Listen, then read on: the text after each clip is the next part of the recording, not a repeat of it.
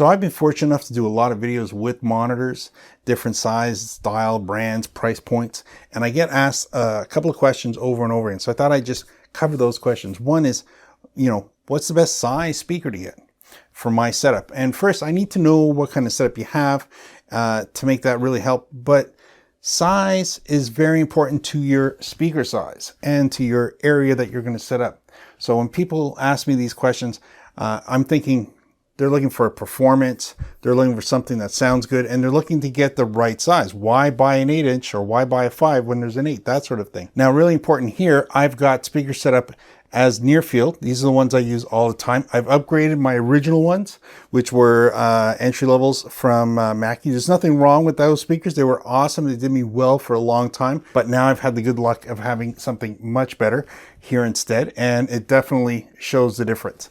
Now, in my Midfield, 8-inch, big thing. Again, I've gotten a little bit better speakers now, so even that's gone up. These are very important things, the sound quality, reliability. They have all these new technology features on them, which I'm going to cover when I talk about them, but they are great. As a content creator, I try and do my best to give you the best, but I also have a lot of content to make for a lot of places, so it's going to be variation. But for me, when I'm either playing back or when I'm recording and doing those edits, I need speakers that are going to work for me. Now, this being a 5-inch, being in the Nearfield, this means I'm going to have no reflection in the room around me. I hear it exactly as it comes off the speakers. That's great. You want to have a speaker that has good bass response and clarity all the way up. Doesn't mean that I'm adding bass into it. Everything I do in the mixer comes out of the speaker. That's it. If I put more bass on the mixer, I'm going to get more bass out of the speaker. That's how that works. Add your bass, add your treble, add your mid-range. That's going to be the recipe that comes out of your speaker. Now, you want to hear that audio on everything you're going to play back on if you're making a content. If you're making content, music, video game, anything live, all that kind of stuff, you want to play back so you have an idea of what your speakers sound like versus what everybody else is going to hear. So in this case, these speakers have some built-in options for that, but more importantly, the Nearfield means that the room's not going to modify the sound. I'm not going to get any weird acoustics from the room. Then you get into the Midfield. You hear that word used? People talk about Nearfield, then there's Midfield. So if you can catch them, right in the back there, I've got some 8-inch, and those are the Midfield. Now they're roughly twice the dB, which is very important, and the 8-inch versus the 5-inch, it's going to give me better bass response at a distance. So again, instead of being 3 feet away from the speaker, I'm now about 8 feet away from the speaker, and that makes a big, big difference. Now in the back, those are my far field. Now far field is now you're into just your regular speaker setup. And those are the line arrays that you always see in my videos in the background. They have everything I need to have big sound from this distance, and it fills the room, and it takes advantage of all the reflections, and it's going to beat up the room, and that's what I end up in my ears. So again, that's great for when I'm finished or just enjoying music, throwing up some volume. Those speakers are going to do the job for me. But if I'm editing, I definitely want to be up close. And a lot of times, I'll be honest, now with these new speakers, I only listen to these guys. These and the Midfield. I don't play the big speakers in the back anymore. They do such a great job. Now, as an icing on the cake, little note, you definitely want to get yourself a subwoofer. And you're thinking, well, not everybody's going to have a sub, but you do want to play it with and without a sub if you're editing, because, bass comes off of things and just makes a mess everywhere and gets caught up in everything, cancels out, does all kinds of stuff.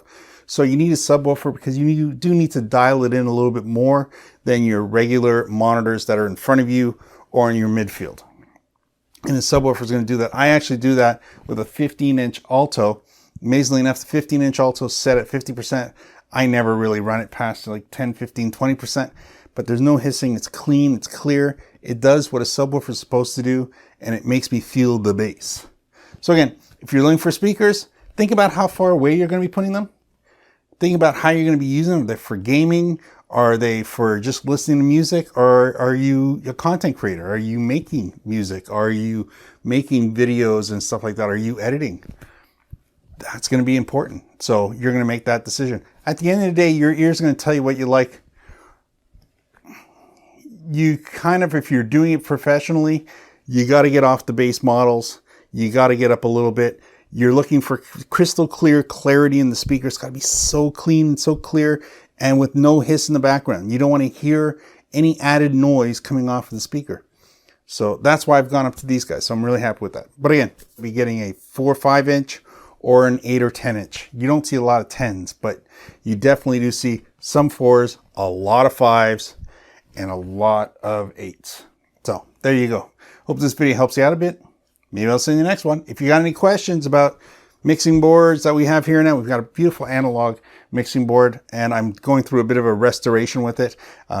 It's my new toy.